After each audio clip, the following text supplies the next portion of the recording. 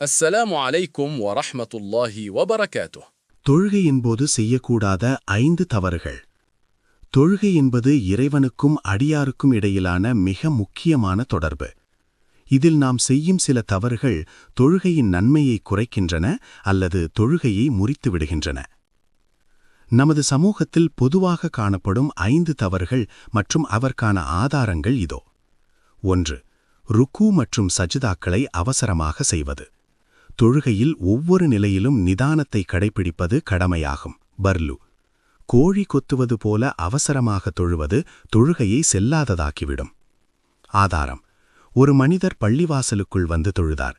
அவர் சரியாக தொழாததைக் கண்ட நபி ஸல்லல்லாஹு அலைஹி வஸல்லம் அவர்கள், திரும்பிச் சென்று தொழுவீராக, ஏனெனில் நீர் தொழவில்லை என்று 3 முறை கூறினார்கள். பிறகு அவருக்கு நிதானமாக தொழக் கற்றுக் கொடுத்தார்கள். ஹதீஸ் எண் புகாரி 757, 793. 2. கணுக்காலுக்கு கீழே ஆடை அணிதல். ஆண்கள் தங்களது வேட்டி, பேண்ட் அல்லது ஜுப்பாவை கணுக்காலுக்கு கீழே தொங்கவிடுவது பெரும் பாவமாகும். தொழுகையில் இது இன்னும் கடுமையாக கருதப்படுகிறது.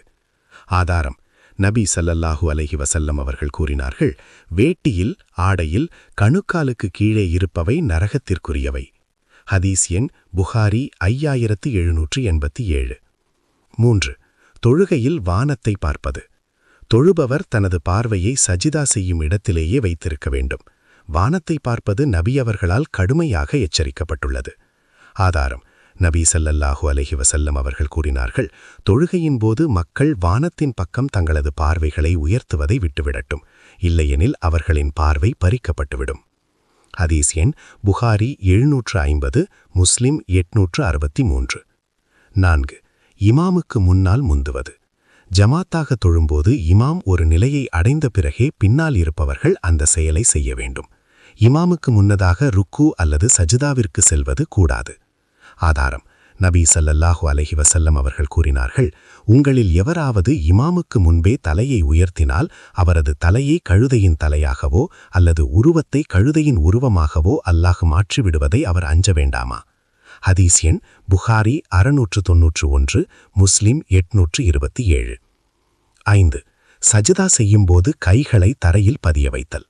சஜிதா செய்யும்போது முழங்கைகளை நாயை போல் தரையில் பதிய வைக்கக்கூடாது.